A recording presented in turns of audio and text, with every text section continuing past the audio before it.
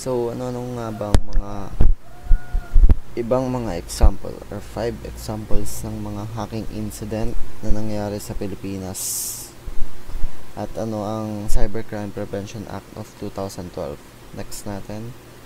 First is Commission on Elections. Ano nga bang meron dito at anong nangyari dito? On March 27, 2016, hacking groups Anonymous Philippines and Lulsec Pilipinas launched a website defacement attack on a massive data breach against the Commission on Election. The breach exposed approximately 340 gigabytes of data, compromising the sensitive information around 55 million registered voters. This incident remains the largest private data leak in the Philippine history. So, ang pinaka nangyari dito is ang Anonymous Philippines at Lulsec Pilipinas ay parang nagkaroon sila ng hacktivism na tinatawag. Ang punot dulo nito is yung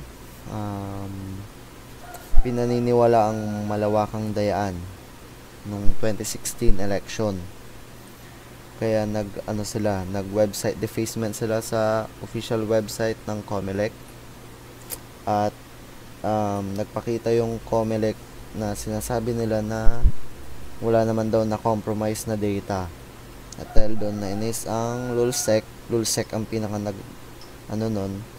nilabas nila yung 340 gigabytes of data like pangalan, birthday, pictures, fingerprint, tsaka barangay kung saan registered yung botanteng yun.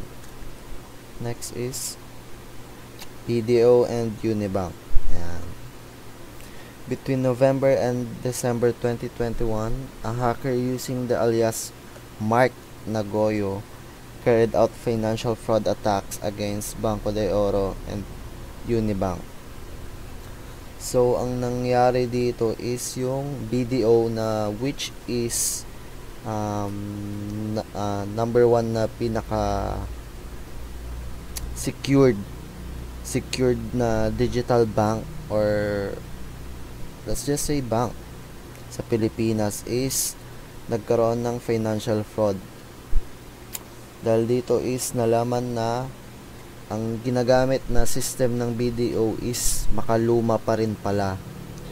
Secured siya noon. Hanggang dumating yung 2021 is nagkaroon ng nahanapan ng loophole yung security ng BDO. So, nadaya ng mga hacker at yung mga pera na nakukuha nila is pinapasa nila sa Union Bank. Tapos doon nila wini-withdraw. The attack resulted in unauthorized bank transfer to multiple accounts under false identities, affecting over 700 BDO account holders. Victims reported losses ranging from 25 to 50,000 per account, making it one of the most significant banking security breach in the country. Yan. From BDO is ipapasa nila sa Union Bank na nagngangalang Mark Nagoyo. Yan. Tinanggihan ng BDO noon na sinabi nila is nagkaroon lang ng system problem. Pero hanggang naging trending, yun, nalaman nga na isa siyang financial fraud attack pala talaga at totoong nangyari na maraming nawalan. At karamihan sa mga yon is hindi pa rin nababalik actually. Union Bank phishing scam. Yan. In April 2023, cybercriminals launched a phishing campaign targeting Union Bank customers, tricking users into entering their banking credentials on a fake website. Using stolen login details, the hacker drained funds from multiple accounts, causing losses estimated in the millions of pesos. This attack highlighted the growing threats of social engineering and phishing in Philippine online banking. Ang nangyari dito is yung mga hacker is gumawa ng phishing website na kung saan yung mga customer ng Union Bank is nagla-log in doon at hindi nila alam na fake pala yung website na yun.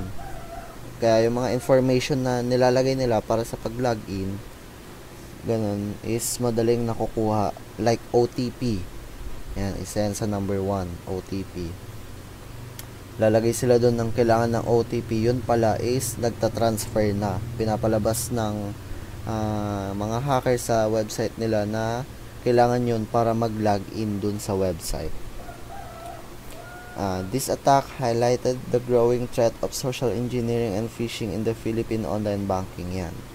It's a type, ang phishing is type ng social engineering actually.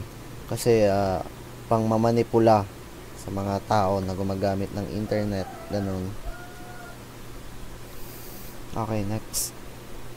GCash. In May 2023, a large-scale phishing attack targeted GCash, the Philippines' largest mobile wallet provider.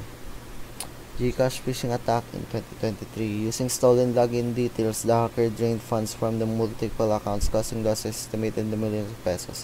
Highlighted the growing threat of social engineering phishing attack. This is like parang yung Mark Nagoyo. May pinapasa din nila yun sa Union Bank. Not sure lang if anong pangalan, pero same attack ang ginamit. Same attack from BDO to Union Bank. Ito naman from GCash to GCash. From GCash na fake from GCash na customer matatransfer sa fake na GCash with fake identity at ipapasa naman sa Union Bank.